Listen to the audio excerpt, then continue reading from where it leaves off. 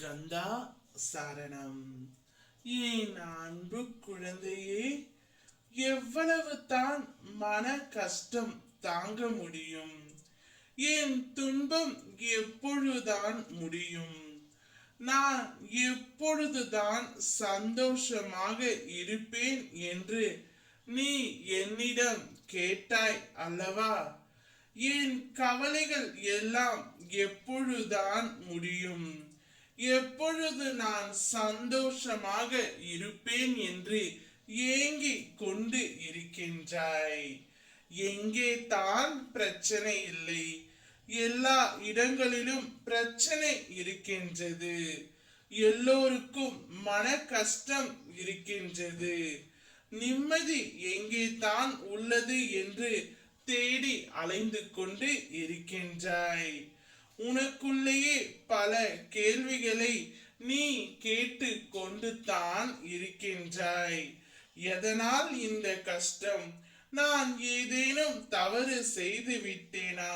நான் ஏதேனும் பாவம் இழைத்து விட்டேனா என்று உன்னை நீயே கேள்வி கேட்டுக் கொள்கின்றாய். நான் யாருக்கும் எந்த துரோகமும் செய்யவில்லையே, இருந்தும் நான் ஏன் இவ்வளவு கஷ்டங்களை அனுபவிக்க வேண்டியுள்ளது?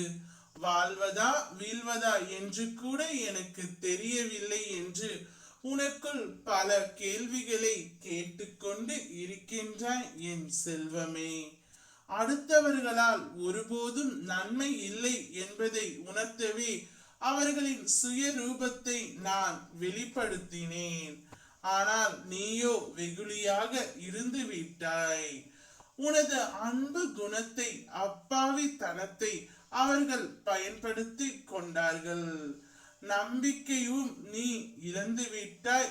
இப்பொழுது அந்த கெட்ட காலங்களை எல்லாம் நினைத்து பார்க்க வேண்டாம் தங்கமே.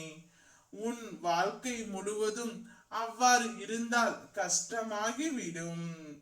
உன்னிடம் இருந்து நான் அவர்களை விலக்கி வைக்கின்றேன். ஆனந்தம் என்ன என்பதை நீ உணர்ந்து கொள்வதற்காகவே நான் இதை செய்தேன். ஆனந்தம் மன மகிழ்ச்சியாக இருக்கும் போதுதான் வருகின்றது. மன மகிழ்ச்சி எப்போது வருகின்றது? உனது கோரிக்கைகள் அனைத்தும் நிறைவேறிய பிறகுதானே வருகிறது.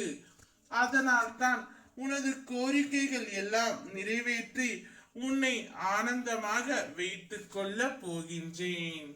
பெரும் மகிழ்ச்சி அடைந்து நீ துள்ளி குதிக்க போகின்றாய்.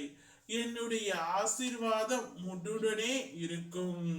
ஓம் கந்தா சரணம்.